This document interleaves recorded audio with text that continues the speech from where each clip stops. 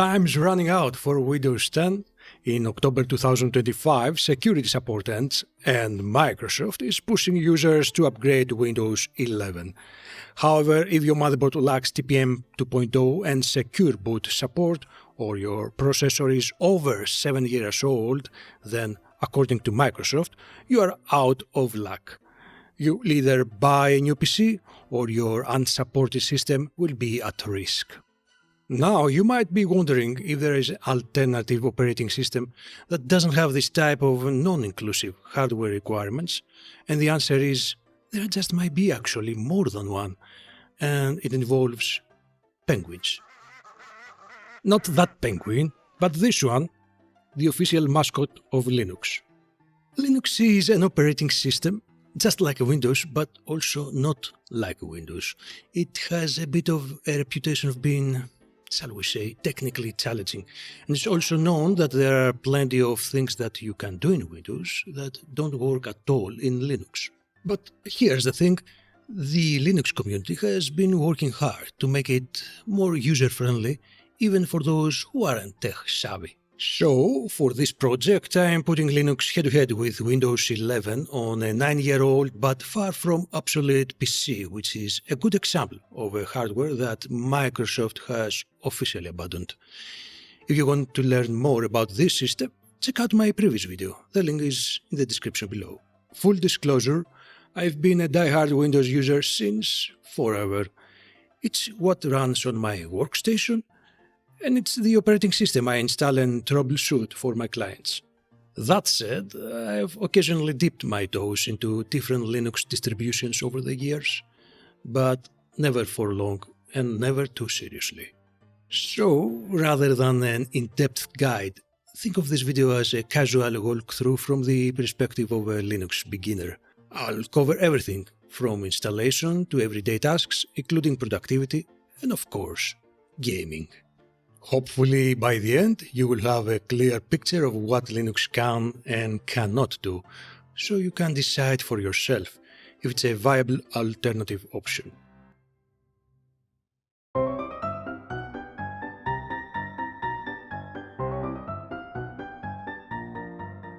Let's begin by attempting to install Windows 11 onto our unsupported device and see if Microsoft's hardware restrictions are really unbreakable, or if there may be a way around them. To get started, you will require access to a computer with an internet connection and an operating system already installed. Funny, right? Next up, visit Microsoft's official website. Using the Windows 11 installation media tool or the ISO file without modification won't work due to Microsoft's restrictive hardware requirements.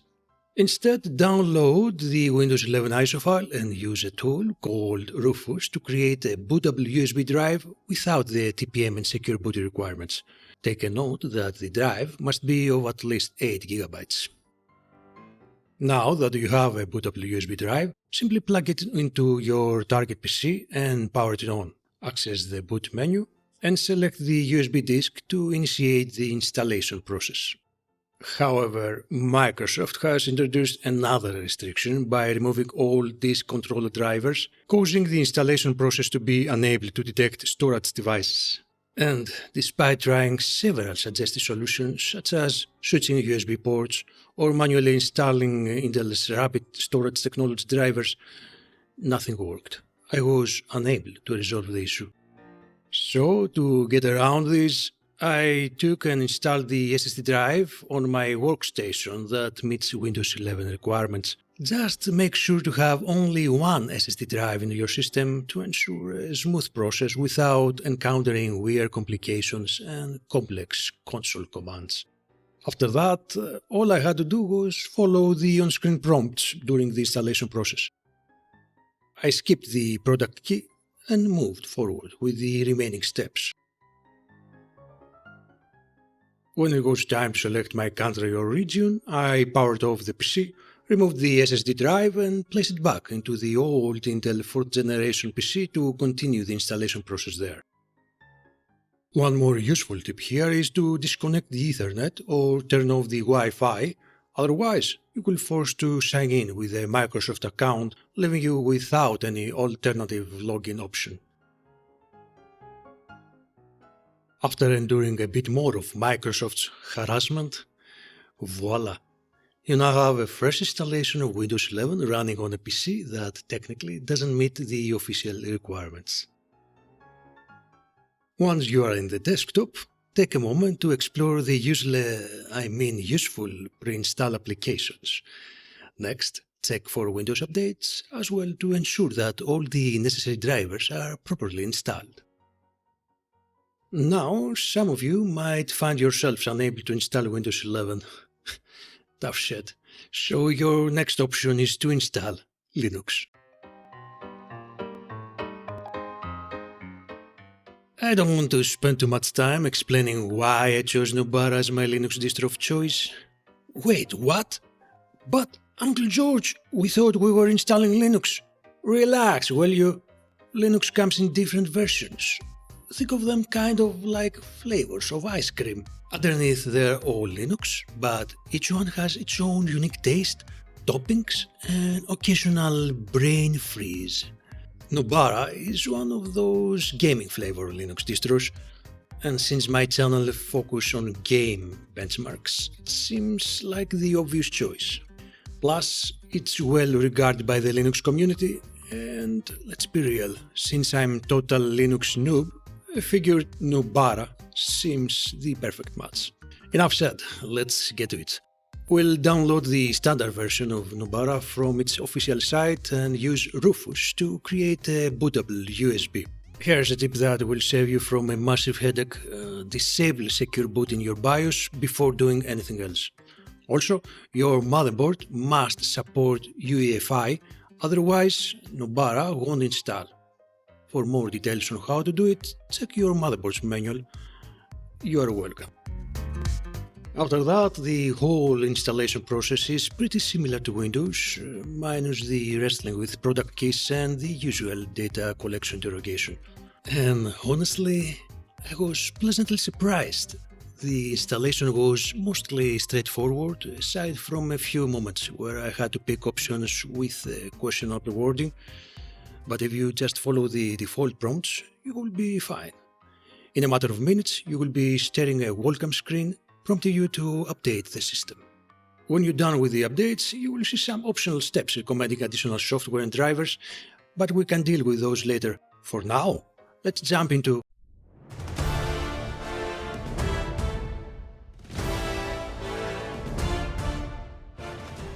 So we've got both operating systems up and running on our trusty old PC. At first glance, Nobara's graphical user interface doesn't look too different from Windows. There's the common taskbar, something resembling a start button, and most of the usual desktop elements. Sure, there are plenty of things to get used to, but overall the Linux community has made big strides in creating an environment that feels somewhat familiar to Windows users. Now the big question is, can Linux handle whatever I throw at it on a daily basis? The answer is yes, if all you are doing is the basics. Web browsing, streaming videos, listening music, checking emails, and for the most part, handling office tasks. More importantly, Linux can handle all of that while using fewer system resources and feeling pretty snappy overall compared to its adversary, and that's a big deal if your PC is low in RAM. That said, I did notice one issue. YouTube was a bit laggier on Firefox Nobara compared to Windows 11, but everything else worked like a charm. Windows is definitely heavier, but even on an older PC with 8GB of RAM, it will handle basic tasks just fine. Of course, many people use their PCs for more than just basic tasks, and this is where the real problems begin for Nobara. Let's start with software availability and compatibility. Linux simply has a much smaller library of applications that run natively compared to Windows. Sure, there are plenty of open source alternatives, but none of them can truly replace the big commercial software that most people rely on in Windows. Linux does offer tools like Wine and virtual machines to run Windows applications, but let's be real, these solutions often come with significant limitations or just straight up don't work. Meanwhile, Windows' biggest advantage is simple. It runs everything natively. Every app we ever heard of, and plenty you haven't, just works. And that's exactly why everybody and their mothers are still using it. Moreover, installing programs in Windows 11 is very simple. You can either opt for MS Store, if you don't know better, or if you feel more daring, you can download them from the web and install them locally. Now, I'd like to share with you my personal experience installing things on Nobara. First off, there is a package manager, which I'd say is the equivalent of Windows apps, only more complicated. I honestly don't know how they managed to make it so confusing, but they did. Sometimes you even have to use the terminal to remove applications because the package manager refuses to do its job. There is an app similar to MS Store called Discover, which makes things a lot easier. However, it doesn't cover the full range of available applications in Linux. On top of that, you got a ton of different package formats: Flatpaks, snaps, app images, RPMs, which only add to the confusion and create more conflicts than anything else. For example, I was trying to install a benchmarking tool to display and record real-time stats while gaming. In Windows, setting up something like that takes just a few minutes. However, in Nobara, it took me a couple of hours to figure out how to make it work. The issue was a conflict between the native package format I used to install the benchmarking tool and the Flatpak format I used for one of the game launchers. Then there were things like the installer from the welcome screen that I used to download and install DaVinci Resolve, which for some reason never fully completed. I had to dig deep to make it work. Unfortunately, that wasn't the case for a bunch of native applications which wouldn't work at all. Moreover, Nobara's wiki help page was way too superficial to be of much use. To be fair, this isn't the norm. Linux distributions are usually known for their extensive troubleshooting resources and documentation. In terms of stability, during the 4 days I used Nobara, I experienced at least 4 system crashes, 2 of those right after a cold boot. In comparison, Windows offers solid stability. I haven't experienced a single blue screen on my workstation computer since last December, and I use it daily.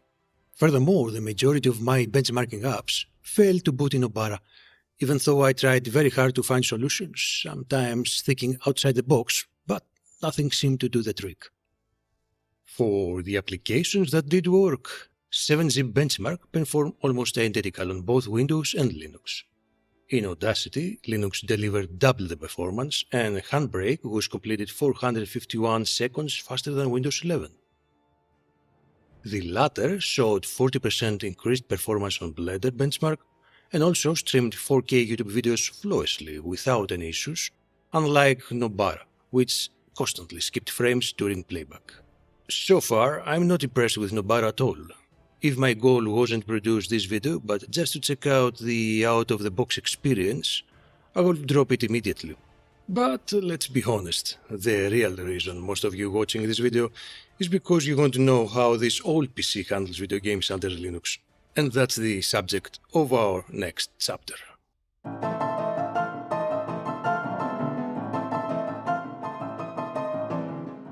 So this is our bread and butter moment, testing how Linux is holding up in gaming compared to Windows 11. On Windows, to play video games, you usually have to download apps like Epic Games Launcher, Steam Client, GOG Galaxy, or Battle.net, and so on. On Linux, you will need to do the same, but there are some significant differences. First, Windows 11 natively supports all the major game clients, making the installation process super easy. On the other hand, on Linux, only Steam has native support. For all the other game clients, you will need third-party tools like Wine and Proton. You might also want to consider using universal game launchers like Lutris or Heroic. Then there is the game's installation process. In Windows 11, all you have to do is to download the game and run it. On Linux, the installation may require extra steps like configuring settings, tinkering stuff, or installing third-party tools and copy-pasting commands into a terminal. For the average Joe and Jane, this is definitely a huge hassle that spoils the overall experience. Of course, there is also the matter of gaming compatibility and overall performance. Let me start with the bad news on both sides. Windows 11, along with a few of the latest versions of Windows 10, cannot run Valorant or League of Legends due to the lack of TPM 2.0 and secure boot support. Linux faces the same issues with those two titles, so consider it more of a Riot Games problem. On the other side, Windows runs Fortnite and a bunch of other live service games without any problem, while Nobara and overall Linux cannot. The issue isn't with the games themselves, but with the anti-cheat software they use. Take Apex Legends, for example. It uses a kernel-level anti-cheat mechanism that requires access to the core of the operating systems to detect and block cheats.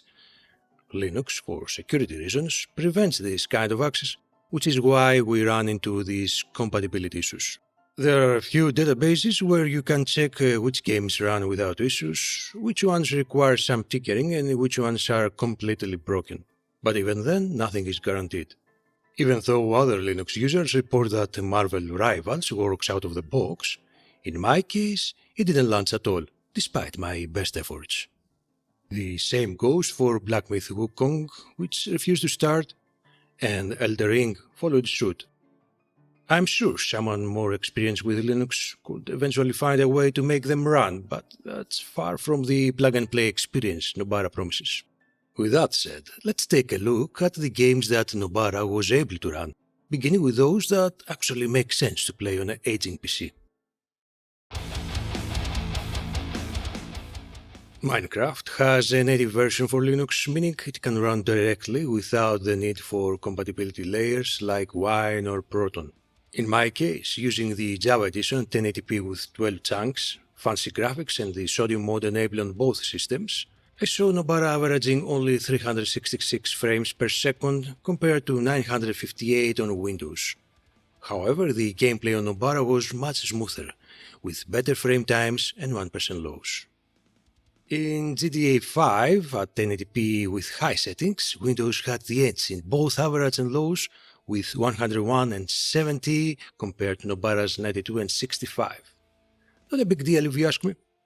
In Counterstrike 2 at 1440p with medium shadows and FSR set to quality mode, Windows performed much better, rendering an average of 105 FPS with 57 lows compared to Nobara's 78 and 49. Baldur's Gate 3, whether tested in GPU-heavy early acts or the more CPU-intensive lower city area in the Act 3, definitely performed better on Windows 11. At 1440p high graphic settings and FSR set to quality, Windows averaged 36 FPS with 23 lows, while Nobara barely managed 27 and 13 respectively. Cyberpunk 2077 also favored Windows, but not by much. At 1080p with high medium settings and FSR enabled at 50% sharpening, Windows reached an average of 46 frames per second, while Nobara averaged 40. Both systems reached 31 in 1% lows. When it comes to retro gaming, both operating systems were able to run all the well-known emulators on this 4th gen Intel PC. I found Windows to be a bit more stable than Nobara, which gave me some minor issues. However, I'll blame my inexperience with RetroArch compared to my optimal setup on Windows.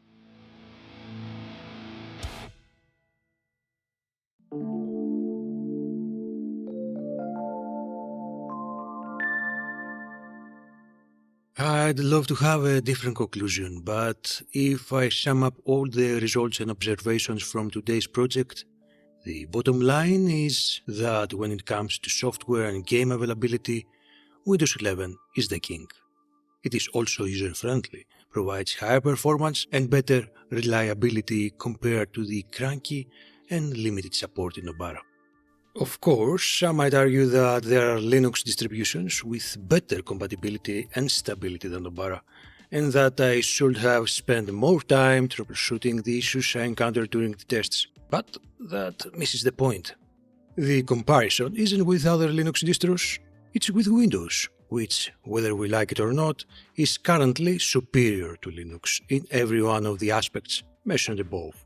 It's inexcusable to still have issues like being unable to install, uninstall, or even run apps due to conflicting software packages, or having to deal with system crashes right after a cold boot. Moreover, this video, like many others, doesn't cover how Linux behaves after a few months of use. Based on my previous experience with several Linux variants, many programs eventually break because of a new kernel installation or changes in dependencies. It is inexcusable because Microsoft has managed to solve all these issues since Windows 2000. And I can't seem to shake the thought, if Nobara, one of the best game-ready distros, performs so poorly compared to Windows, and offers such a confusing and frustrating experience for beginner users, what can we expect from other Linux distributions that aren't specialized for gaming? Would I ever suggest Linux to former Windows users who want to stick with their outdated computers? Sure. If you are using your PC for basic everyday tasks, or if you want to turn it into a Linux-based server like a home media server or NAS, or if you want to make it the perfect retro gaming console by installing Linux-based in OS like Batocera or Laka, 100% go for it. But when it comes to commercial applications, games compatibility, user-friendly environment and stability, Windows 11 remains the best option. Who knows, perhaps one day the top Linux developers will sit down, get their act together and create a unified build with a single package manager, an operating system that is stable, reliable and user-friendly. One where the average Joe and Jane won't have to read 36 pages in a forum just to troubleshoot basic issues like why the virtual keyboard doesn't work or why the taskbar won't appear on the screen. Then, and only then, will higher-tier software vendors take Linux more seriously, which could lead to more well-known commercial applications running natively, and the semiconductor industry and hardware manufacturers offering better support with open-source or proprietary drivers. Subsequently, as more commercial applications and video games become available, more people will gradually move away from Microsoft's monopoly and embrace this elusive yet ideal operating system. Until then, Microsoft knows it has no real competition. That's why Windows will continue to collect your data without consent, have default access to your personal information, force you to log in with a Microsoft account, install services without your knowledge, load your system with unnecessary applications, allow Cortana to listen for commands in the background even after you disable it, target you with personalized ads, track your location and activities, and render your perfectly capable computer obsolete by dropping support and leaving it unprotected from malware and potential vulnerabilities. But all these are just my thoughts based on my limited experience and knowledge. I'd love to hear your opinions on the topics discussed in this video. Are you considering making a switch from Windows 10 to Linux to keep your aging PC safe and up to date? Or are you planning to buy a new hardware? Do you think I am being too harsh on Linux? Please let me know in the comments. And while you are here, be sure to check out more of my videos that may interest you.